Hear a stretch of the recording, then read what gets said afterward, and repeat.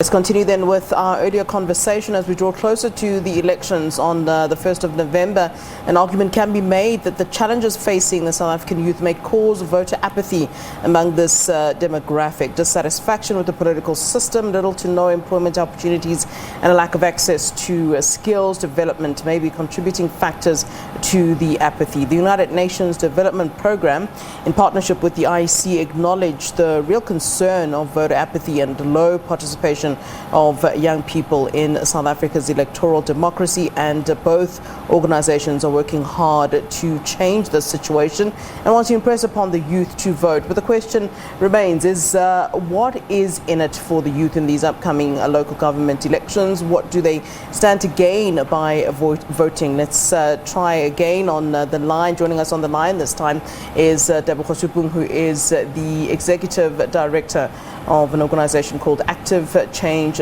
Drivers. Warm welcome to you once again, Tebogo. I hope we have you on a better line. Let's continue then where we left off then in terms of talking about how will you be, getting the youth to get to the polls when it comes to November 1st. Some of them have already indicated the fact that they are indifferent to the elections and politics in general by the mere fact that they aren't registered. So now the second challenge is the secondary challenge after that is just in terms of getting them who are registered to the polls on November 1st, and how will you be doing so?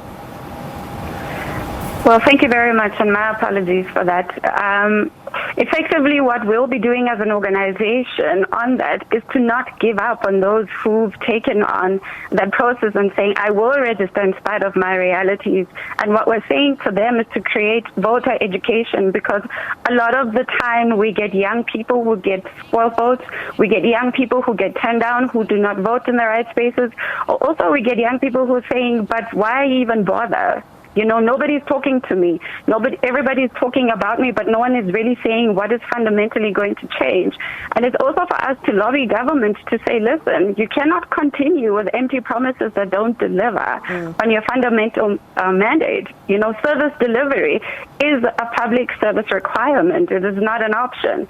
And what we're also going to be doing is working with other key stakeholders to create voter education at grassroots level, not just online, not just on television, but interactive voter education that is led by young people in the areas where nobody's able to reach, in the rural outskirts. We've also gotten a contingency of about 215 young people to be observers on a voluntary basis within the elections. Because somebody needs to make sure that these elections are free and fair.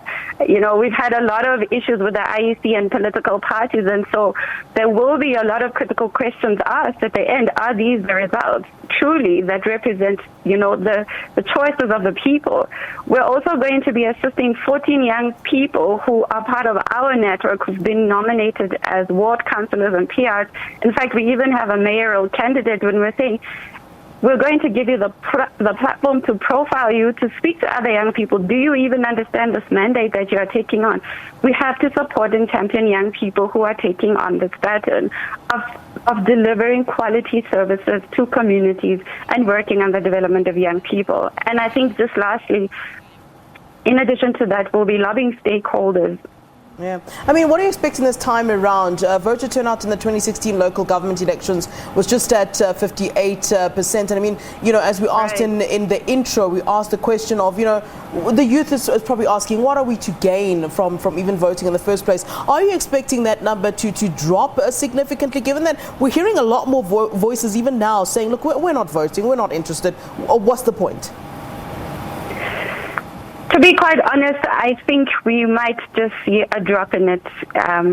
Politicians and government have not really given young people the hope to turn out in numbers. But like we've said, we are working with key stakeholders to say to those who have registered, every single vote does truly make a difference. And you need to understand that doing nothing will change nothing about your realities.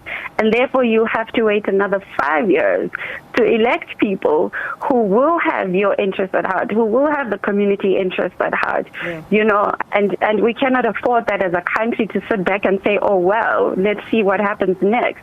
But fundamentally and very importantly, what government needs to understand that they need to do is to deal with the issue of corruption, because it is diminishing the opportunities that are disenfranchising young people and keeping them away from the polls. Create sustainable jobs. Show young people that you trust them, by also effectively opening more and more spaces for them to participate in leadership and decision-making structures. Perhaps if young people saw the faces of their peers on the board as candidates, that also could drive the force for young people to stand up and say, actually, maybe let me give it one more go.